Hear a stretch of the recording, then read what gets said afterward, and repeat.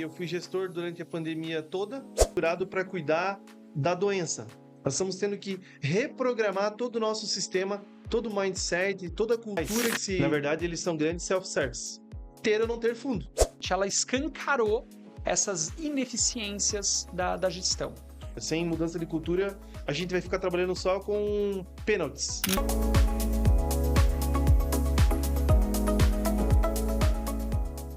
Fala pessoal, tudo bem? Eu sou Leonardo Colim, sou um dos sócios fundadores da Cofound e estou aqui mais uma vez para o nosso podcast Ruptura, que é o episódio, quinto episódio da nossa segunda temporada aqui do Cofoundcast, nessa linha editorial que eu gosto muito de fazer, porque a gente só traz pessoas aqui que já fizeram ou fazem, né? Então, Ruptura são daquelas pessoas que realmente têm entrega e conseguiram já executar alguns projetos e colocar de pé algumas coisas. Bom, sem muitas delongas, né? E para não virar sempre aquele clichê clássico, que é um amigo, aquela coisa toda, né? Eu estou aqui hoje com um convidado muito especial, uma pessoa que tem uma atuação já de longa data, né? Como gestor de saúde municipal, hoje trabalha numa entidade muito legal aqui da cidade, que eu admiro muito, né? Eu estou aqui com um grande amigo, o Jean Rodrigues da Silva. Obrigado, Jean. Muito obrigado, muito boa tarde, né? É uma satisfação e uma honra poder conversar um pouquinho mais sobre cenário, sobre saúde, sobre gestão, né? Que afinal de contas é a cachaça há mais de 20 anos. A gente vem trabalhando nessa área e se debruçando sobre esses desafios que são tão impactantes para a vida de todo mundo, né? É verdade. Se não o maior, né? O desafio mais impactante para a vida das pessoas. Porque sem saúde, o que é, né, da humanidade? O que somos das pessoas, né? Então, acho que é um papo bem oportuno. Falar um pouquinho do Jean, né? Então, o Jean, ele é gestor público de saúde. Durante a pandemia, ele atuou nessa frente aí muito desafiadora, né, Jean? Especialista em redes de atenção à saúde e, atualmente, ele é o gerente administrativo do nosso querido Hospital Dona Helena aqui de Joinville. Que esse ano faz 110 anos. Eu ia te dizer, eu sei que é centenário, né? É uma instituição centenária. Inclusive, eu nasci no hospital. Olha Eu só, nasci no hospital, minhas filhas nasceram no hospital. curiosidade, eu também nasci no Dona Helena. Olha aí. Olha aí. Então eu sempre atuei na área pública, né? E aí passava sempre na frente do hospital e eu nunca tive aquela situação assim, um dia eu vou trabalhar nesse hospital e coube a Deus encaminhar os meus caminhos para que eu pudesse, dentro da área privada, desenvolver meus trabalhos ali. Já estou ali há quase 4 anos. Tem sido bacana e desafiador conhecer o outro lado do balcão Do da balcão. saúde. Perfeito. É de muita responsabilidade, mas eu particularmente eu gosto muito da área de saúde, né? Tanto que pela minha formação, não ser em saúde, mas eu direcionei tanto no meu TCC, no meu mestrado, esse foco de saúde. No ano passado, a gente teve aqui a presença do Maicon, da ProRim também, então a gente conversou muito sobre essa temática da saúde. E hoje a gente vai falar de alguns temas bem interessantes, mas antes da gente entrar nessas temáticas, eu queria saber quem que é o Jean. Conta pra gente assim, um pouquinho da história do Jean, quem que é o Jean, onde que ele atuou, o momento ali que você atuou dentro da saúde pública, né? E agora dentro do Hospital Dona Helena. Então conta um pouquinho dessa cronologia. Bom, é uma história relativamente simples, na verdade, né? Eu, aos 17 anos, eu ingressei na Faculdade de Engenharia Mecânica, iniciei meu processo de formação superior em engenharia, e aí fiz concurso público também, passei a época para ajudar a pagar as custas do dia a dia, né? Passei como servidor público administrativo na área do Estado e fui trabalhando. Aí a minha vida teve alguns percalços pessoais, falecimento na família. Eu tive que optar e migrei para a área de gestão, para administração. Fiz minha formação em tecnologia, em gestão hospitalar, propriamente dito, Uhum. e fui caminhando dentro desse cenário. Atuei no estado, na saúde do estado, na gestão, por mais de 15 anos. E aí me destaquei no cenário em relação à questão da central de regulação de leitos, que até hoje existe. onde faz a gestão dos leitos de UTI, o direcionamento, que na época era uma crise grande que Uhum. existia em Joinville da falta de leitos de UTI. Então, na verdade, na época a gente fez o quê? Otimização de leitos, gestão. E aí conseguimos transformar o modelo de Joinville numa lei estadual, que foi reproduzido para o estado inteiro. E aí, à época, eu tive visibilidade a nível do município, né? Numa época que o município estava com bastante dificuldade de filas de espera. Uhum. Isso foi lá em idos 2016. E aí eu vim para o município a convite na época da secretária, assumi como gerente, em 3 meses eu estava como diretor na saúde, fiquei 1 ano e meio como diretor, depois assumi como secretário e diretor-presidente do Hospital São José. Fiz especialização em redes de atenção à saúde pela Fiocruz, e aí nesse período de organização da rede de saúde, a gente teve o grande desafio talvez da nossa era atual, que foi a pandemia. Aí eu fui gestor durante a pandemia toda, né? Toda a pandemia. Teve mudança de governo, eu permaneci também. Na época, eu acho que por não ter opção, o prefeito me deixou, Uhum. né? Em vez de trocar o secretário, deixa. E a gente permaneceu ali até encerrar o processo da pandemia. E aí depois eu fiz uma opção na minha vida pessoal, de dar um time na minha vida pública Uhum. e ir para a rede privada para entender como funcionava todo o sistema de saúde, né, na sua complementariedade. E é o que eu gosto de fazer gestão em saúde, cuidar de redes, montar cenários, montar complexos de saúde. E aí eu tô aqui hoje, Que legal, especificamente. que legal. E assim, admiro muito, né, o Dona Helena, como a gente comentou, não só por ter nascido, né, na instituição, mas admiro muito pela história, né, e pela gestão propriamente dita, né. Acho que duas entidades aí bem características, que a gente já tem um relacionamento muito bom, tanto o Bonja, né, que recentemente também está completando o seu centenário agora, tive no culto dos 100 anos do Bonja, né, muito bonito, por sinal. Um abraço, professor Silvio, para todo mundo lá do Bonja, que são entidades aí praticamente irmãs, primas aí, né, que dividem espaços diferentes da sociedade, educação, saúde, mas que caminham para um modelo de gestão muito pautado na execução, na entrega, né? Comenta um pouquinho para a gente dessa cultura, né, que é característica da própria instituição do Hospital Dona Helena, de executar, de fazer, de entregar as coisas. E quando eu falo de entregar, com uma régua bastante alta, né? Do princípio de qualidade, de inovação, a gente vê muitas coisas que acabam despontando, acontecendo, mas que são muitas vezes pioneiras, né? Tradicional, mas de forma assim de um pioneirismo gigantesco. Olha, falar sobre essas duas instituições, elas na verdade, elas se confundem um pouco com a história de Joinville, né? Uhum, Falar da ABEG, que é a Associação Beneficente Evangélica Luterana, que é a que exato. administra, né, o Bom Jesus e também o Hospital Dona Helena, é falar sobre Joinville, né? Ah, Falar sobre a história de Joinville, né? São símbolos da cidade, junto com o Corpo de Bombeiros Voluntários e outras empresas representativas. Então, o legado dessa associação beneficente é a entrega. e o destaque para o associativismo de maneira geral, né, Jean? Exatamente. Esse é o grande X da questão. Elas são entidades privadas Uhum, que entregam para a sociedade, tanto na educação como na saúde. Elas entregam realmente aquilo que é primordial: o ensino e o cuidado com a vida. Porque, especificamente no hospital, nós tratamos dessa situação, de cuidar da vida, né? Esse é o grande desafio que a gente tem tentado no momento mudar, porque até então saúde só se cuida, na verdade, de doença e não de saúde. E o nosso cuidado é com a integralidade, né? uhum, Cuidado com a vida. Então, essas duas instituições, elas têm na sua premissa básica não lucro, e sim devolução integral perfeito. daquilo que é produzido de recurso reinvestido em serviço direto para a comunidade. Perfeito.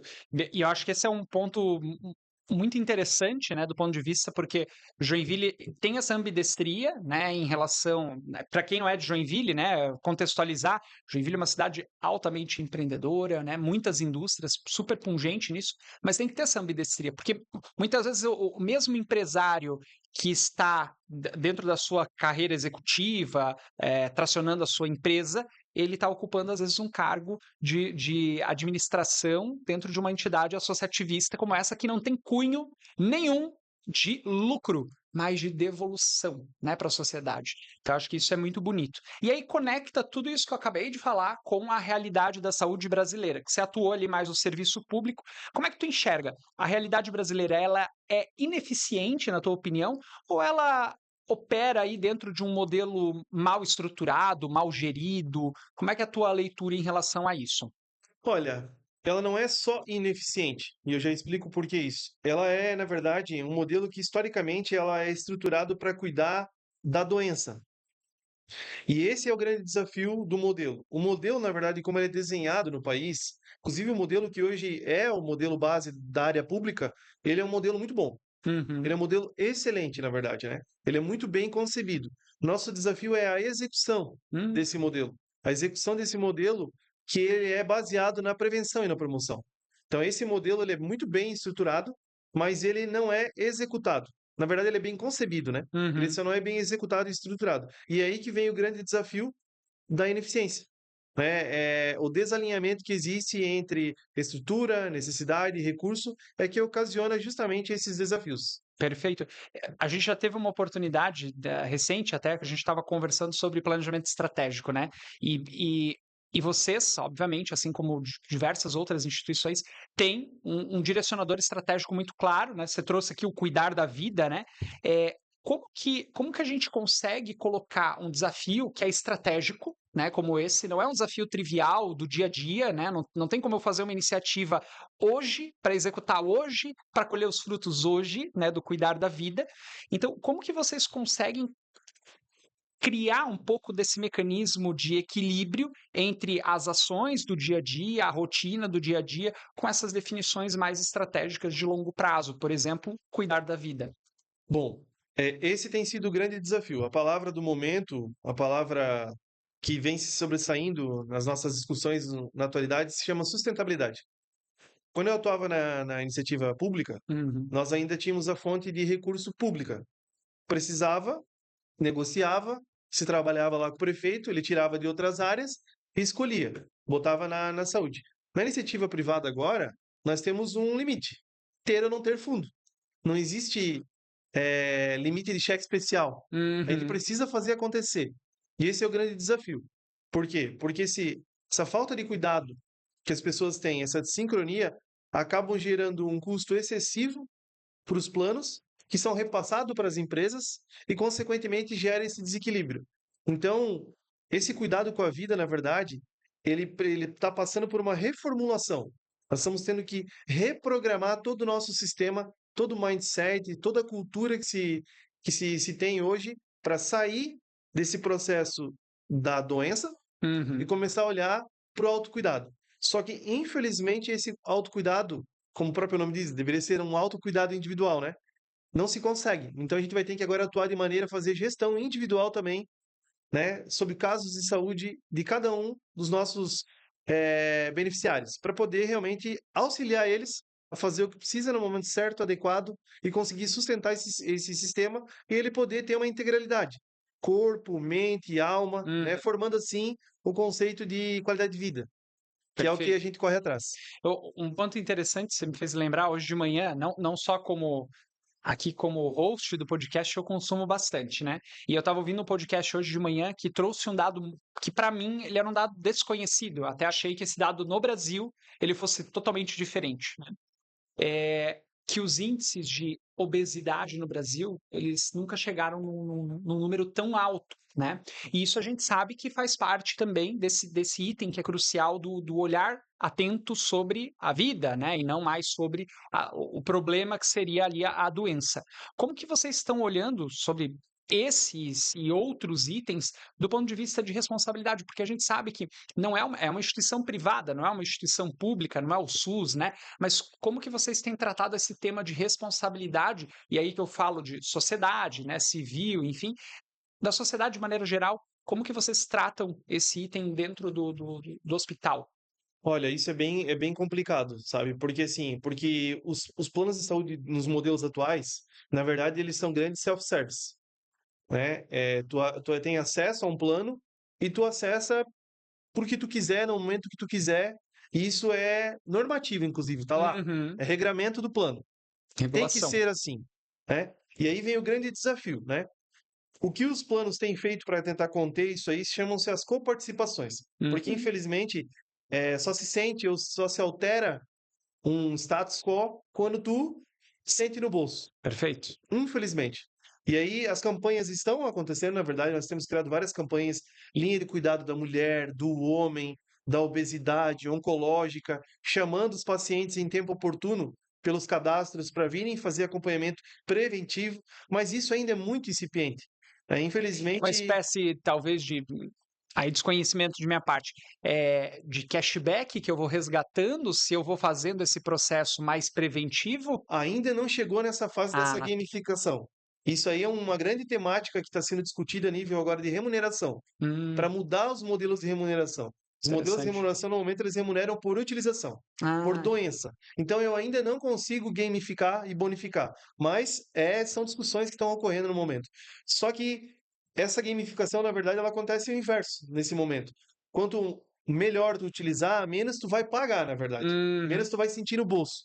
Quando isso? Ou com a tua própria contrapartida ali, que eles chamam de coparticipação, ou mesmo lá na renovação do contrato, que aí não vem aquele super reajuste. Infelizmente, ainda se é muito tradicional nesse modelo a Uhum. nível de país. Uhum, perfeito. E que às vezes requer e depende também de todo o teu ecossistema, né? Porque, muito bem, eu não usei da forma exacerbada, né? Mas de repente, se esse plano ele faz parte de toda uma estrutura de uma empresa que, sei lá, tem X mil colaboradores e 10, 15 utilizaram de uma maneira que precisaram efetivamente, acaba todos, né? Pagando essa conta em conjunto.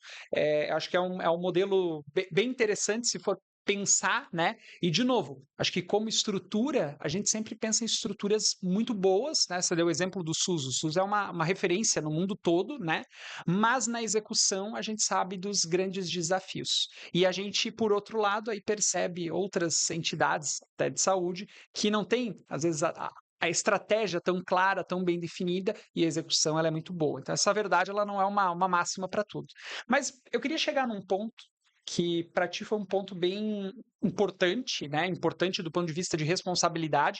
O mundo, né? A gente teve a pandemia, você estava lá não na linha de frente propriamente dita, mas você estava ali dando back-office, né? Na saúde propriamente dita. Qual foi a maior assim, o maior desafio que você, naquele momento, naquela cadeira, ocupando, percebeu, né? E diante desse desafio, de toda essa fragilidade estrutural, o que você percebeu que a pandemia aí, ela realmente, ela escancarou essas ineficiências da gestão? Bom, nós vivemos um momento naquela época específica da pandemia ali que a gente entendeu a nossa dificuldade, a nossa ineficiência de logística. Foi um desafio importante isso, foi um desafio gigantesco. Nós tínhamos e temos limitações na área pública que são de ordem, não é limitação, são imposições para quem trabalha na área pública de legislação. Sim. As legislações nos impõem como fazer as coisas. E aí, esse timing das legislações não respondiam à necessidade que nós tínhamos de momento. Às vezes nós precisávamos montar leitos de UTI, não poucos, muitos, em questão de mês, não meses, né? E uma licitação, à época, na secretaria que eu me lembro, entre iniciar e terminar eram 9 meses. Entre o planejar, iniciar o processo administrativo, uma entrega, 9 meses. Uhum. Não se tinha 9 meses naquela época. Então a logística foi um desafio importante, foi um desafio altamente relevante. A nossa falta de integração também entre as complexidades que a gente chama dentro da área de saúde, de baixa, média e alta. Foi um período que totalmente desconhecido, Uhum. por mais que nós tínhamos notícias vindas da Europa, da Ásia, né, que sempre estavam um pouco à frente da gente em relação a esse processo Ninguém de, tinha certeza mas de. ninguém tinha Ah. certeza de nada. Tava todo mundo literalmente no mesmo barco e no mesmo estágio, né?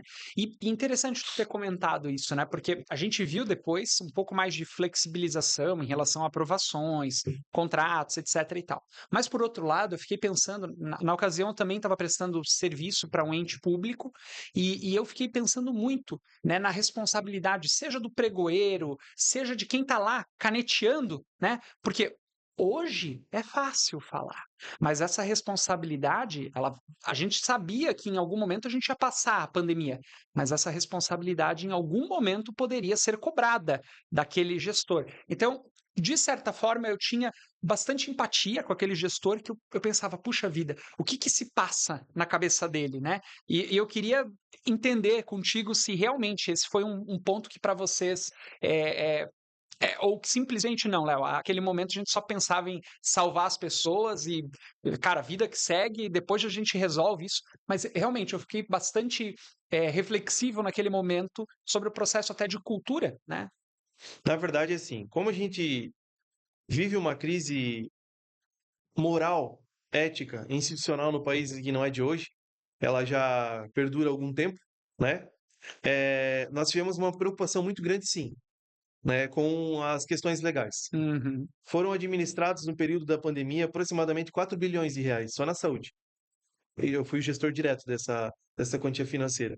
E nós tínhamos que ter muita responsabilidade, porque eu arcaria com as responsabilidades pós-pandemia, Uhum. por um longo tempo ainda.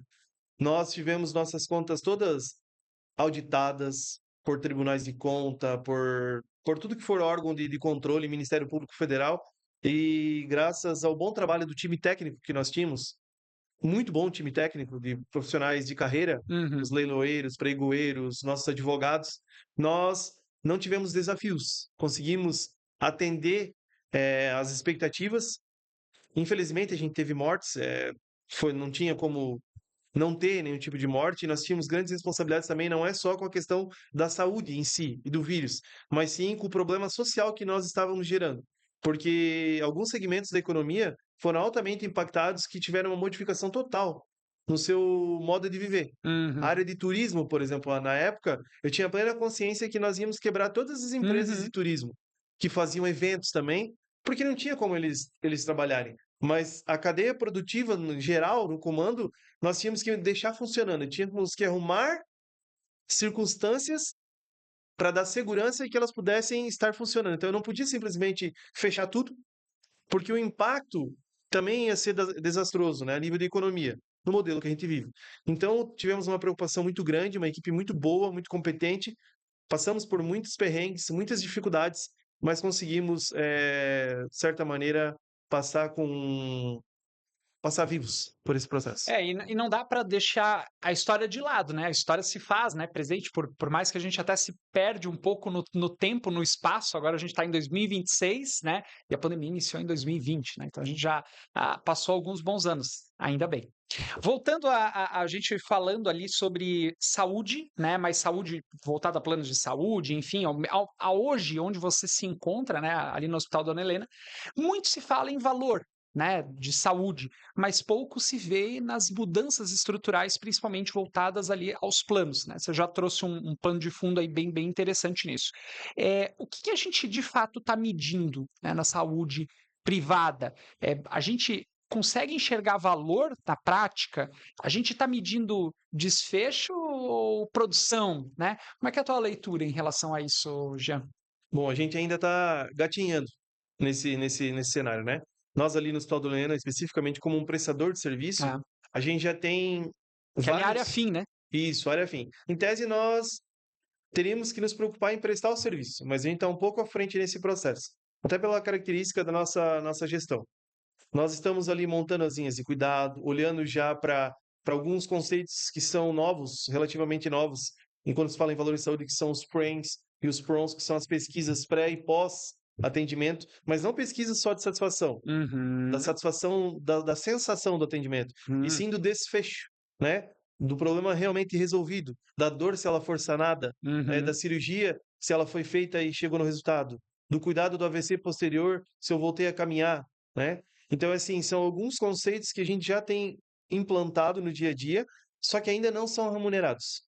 Então, o que acontece? O modelo ainda permanece o modelo de cobrança que a gente chama de fee for service, que é por utilização. Quanto mais utiliza, mais recebe. E esse é um modelo perverso, tanto para os planos como para as operadoras. Ele não se sustenta, a conta é impagável, Uhum. mas é o modelo atual. Então a gente está tendo que fazer investimento. Investimento procurando mostrar que realmente desfecho clínico, né, dividido pelo custo total, ele traz valor. que é justamente esse o conceito. Perfeito. Então, em vez de uma cirurgia, por exemplo, de ortopedia, ser remunerada pela consulta, pelo exame, pela cirurgia, o nosso valor realmente em saúde é fazer a cirurgia, todo o processo de hospitalização e não ter infecção, ser remunerado num valor global.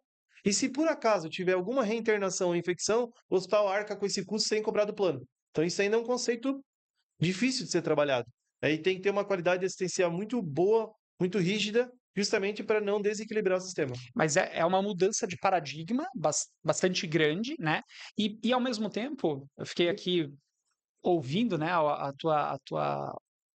teu contexto aqui e me perguntando, né, se fosse parar para analisar, né, a responsabilidade de vocês, como você disse, minha responsabilidade vai para prestar um bom serviço, mas vocês estão fazendo algo além disso. Estão gerando dados, gerando pesquisa, gerando muita massa crítica aqui para que vocês, de certa forma, aí me corrija se eu estiver errado, consigam levar essas informações tanto para as grandes operadoras ali, para, de certa forma, pressioná-los também a fazer essa mudança, né? Essa gestão que até então é equivocada pelo grande setor, mas que, de certa forma, vocês assumiram como uma autorresponsabilidade também. É isso? A palavra que eu uso não é nem uma pressão em cima das operadoras, e sim uma constatação, né, em números, por dados, né, por valor realmente, Uhum. que faz diferença fazer essa mudança. Eu vou te dar um exemplo bem claro em relação a essa situação da mudança de paradigma. É, talvez o maior problema de toda a instituição de saúde no modelo atual, no seu planejamento, é ela focar em organizar o seu orçamento e só focar em estrutura física e tecnológica. Então, ela molda todo o seu planejamento estratégico focado em orçamento, estrutura física e estrutura tecnológica. Mas assim, mas o que tem de errado nisso? Para o modelo atual? Para o modelo atual não tem. Mas para uma transição para um modelo que se quer diferente, a gente precisa focar em jornada assistencial. Eu preciso focar na jornada do cliente. Você resumir bem transparente. Se eu forneço 50 consultas médicas que geram pelo meu protocolo clínico X exames, eu preciso ter aquelas consultas, aqueles exames para aqueles clientes no tempo oportuno, Uhum. rápido, e o retorno também em tempo oportuno, para que ele tenha um desfecho do seu caso rapidamente e não fique ali 6 meses dentro de um sistema, indo e vindo de sistemas de agendamento, Porque de senão você só autorização está empurrando o problema para frente. para frente. Perfeito. E eu consigo valorar isso tudo e aí sim propor para um plano de saúde ou para um contratante um valor X por essa linha de cuidado. Então isso ainda que tem sido o grande desafio, mas todo mundo já sabe na teoria que isso funciona. O difícil tem sido colocar isso na prática. Perfeito. E o interessante é que, desse ponto de vista que você está trazendo, a eficiência e a prática vira retorno, né, tangível para quem utiliza, para quem contrata, para o paciente, para o usuário final, né?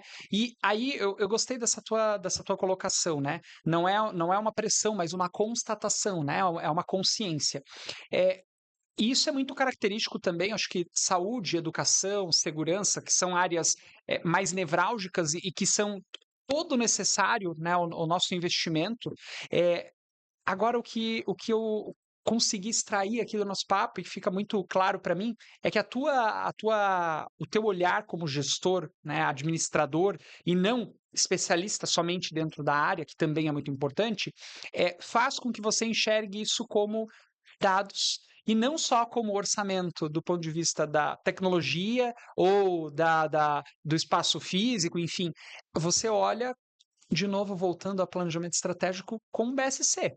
Você olha para o mercado e para a imagem da instituição, você olha do ponto de vista financeiro e econômico, você está olhando para pessoas e cultura, porque sem pessoas e sem cultura a gente não tem negócio, você olha também para tecnologia e processos e para as inovações e para os novos negócios, porque o modelo atual ele não para de pé. É isso? É isso mesmo, né? Os pilares do BSC, eles são diretamente relacionados com o nosso modelo de trabalho, Legal. né? Focado em indicadores, em métrica, porque se a gente não mede, a gente não consegue chegar a nenhum lugar.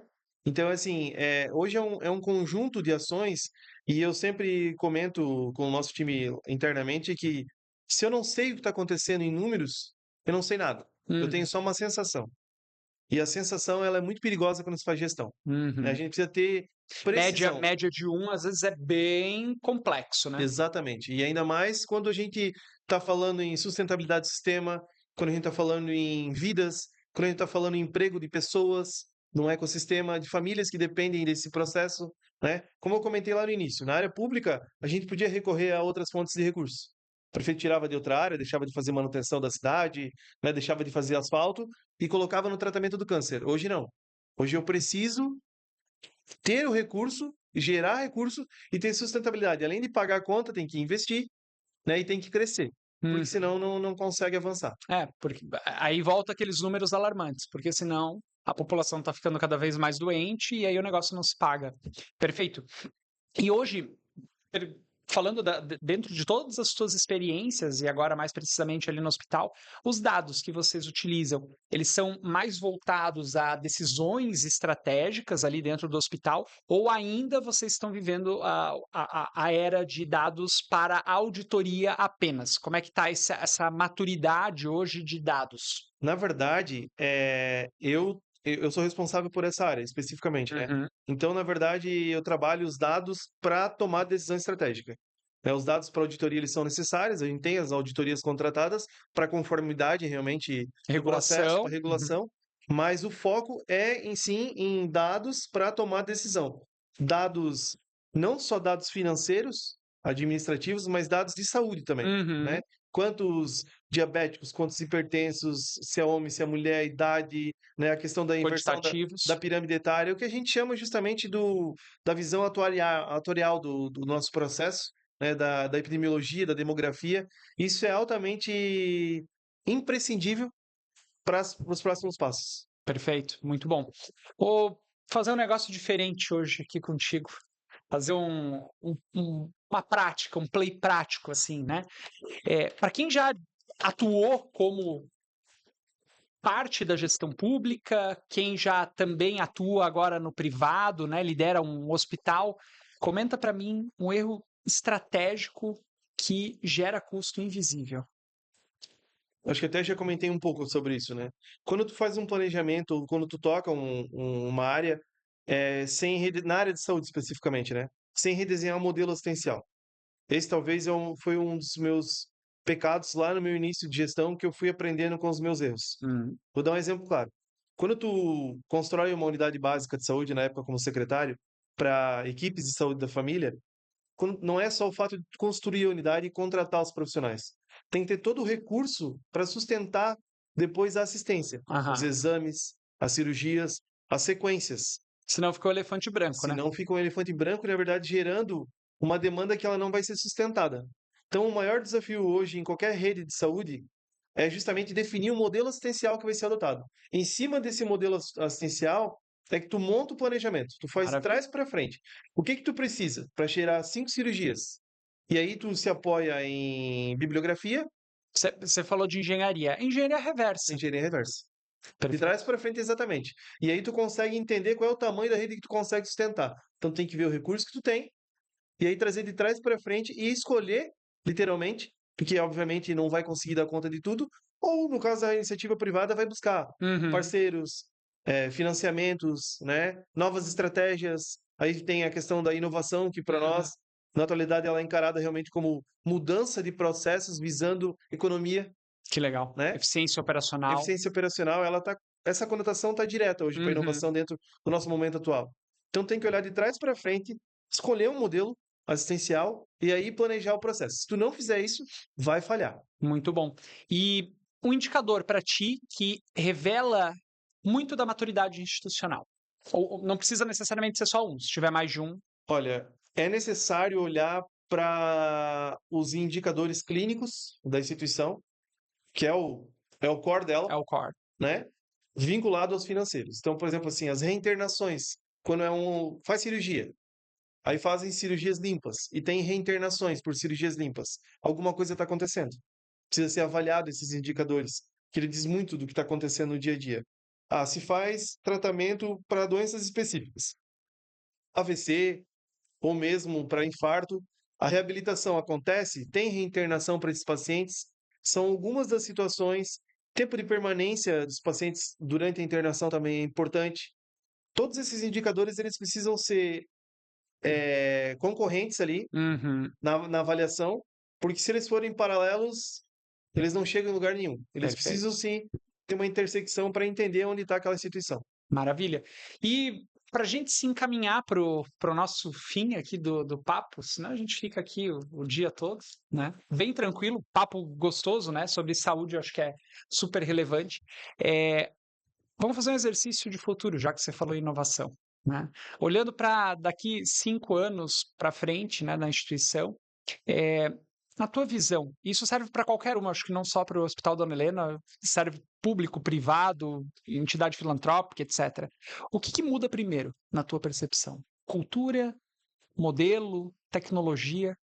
Olha, precisa mudar primeiro, como eu comentei ali, o modelo. Tu precisa escolher o modelo. Acho que esse é o mais importante, para poder ter um norte. Escolhendo o modelo, tem que trabalhar a cultura. É necessário trabalhar a cultura. Sem mudança de cultura, a gente vai ficar trabalhando só com pênaltis, com Uhum, multas, com coparticipações. Isso não gera mudança.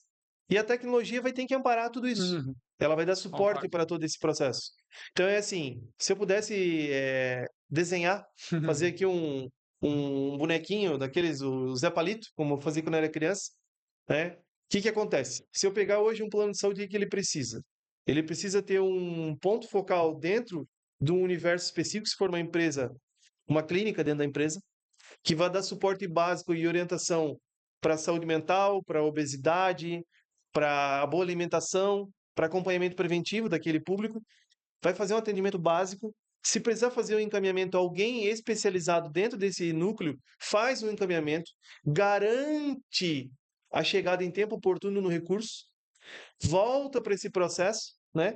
E isso tudo tem que ser controlado e regulado por alguém. Não pode se deixar na mão dos indivíduos, infelizmente. Ele precisa ser apoiado.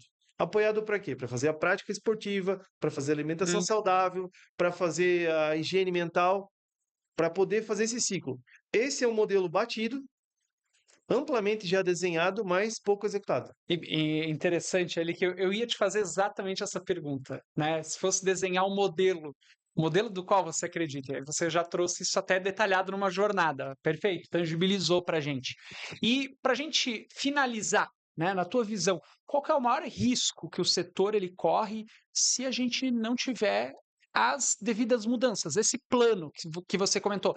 Só abrindo um parênteses aqui, eu concordo em gênero, número e grau contigo quando você falou. Estrutura o modelo, mexe na cultura e a tecnologia, a execução, é meio para tudo isso. Deixa eu te falar. O que que acontece? Literalmente é a perca desse benefício. Simples assim. Porque hoje, na iniciativa privada, né, esse é um caráter competitivo que as empresas oferecem, né? É um diferencial competitivo, ter um plano de saúde. Corre-se o risco de não se ter mais um plano de saúde. Das Uhum. empresas não conseguirem mais sustentar. As pessoas Uau. individualmente já não conseguem. Se tu Sim. for tentar fazer um plano de saúde por conta própria, Uhum. os valores são astronômicos. Tu não consegue sustentar. As empresas só conseguem justamente pela escala, como tu comentou. Como tem uma escala grande, Uhum. consegue dividir esse custo. Então, o grande risco que se corre é não ter mais esse benefício. E Sim. todo mundo tem que usar o sistema público. Que Que também, por outro lado, pode colapsar, não, da mesma forma. já tem dado sinais de estrangulamento.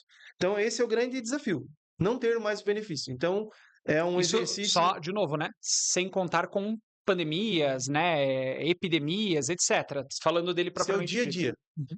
Caminha para isso. Né? Se algo não for estruturado rapidamente, a gente vai ter esse desafio, a perca dos benefícios, ou mesmo as empresas tendo que investir mais Sim. nessa temática e a gente sabe que o custo não tem encaixado dentro dos padrões justamente pela questão da alta carga tributária. Então, a gente tem Uhum. tanto desafio pela frente que o plano de saúde começa a ser um peso na hora da contratação. Então, é um exercício grande para empregadores, Uhum. para contratantes e para o usuário final, que é o maior beneficiário. Muito bom. E assim, né? Eu fiquei teu episódio é daqueles episódios que eu gosto de ouvir depois, né? Porque a gente ouvindo depois, a gente pega outras nuances que aqui na hora a gente não consegue perceber, né? Eu acho que esse é o bom do podcast. E eu sempre tenho uma colinha, né? Sempre tenho um caderninho, então eu vou ouvindo, eu vou anotando. Então eu sei que já é tarde, né? Porque o pessoal que já nos ouviu aqui não vai dar para dar essa dica lá do início, né? Pega a colinha, tá na academia aí, pega o bloco de notas, mas faz o seguinte, então, ouve de novo o podcast e aí anota. Fantástico. Jean, quero super te agradecer pelo teu tempo, pela tua disponibilidade. Saiu lá do centro, né? Lá onde fica o Hospital Dona Helena, lá na rua Blumenau, para vir até aqui o Ágora, né, para falar desse tema tão importante conosco.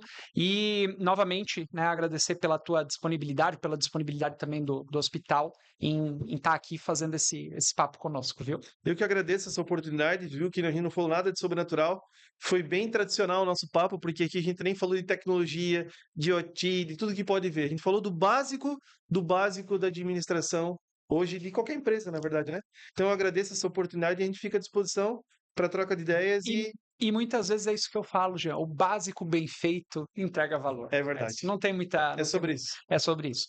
Bom, falando em básico bem feito, falando em BSC, em todos esses conceitos aqui, vou fazer um convite para você.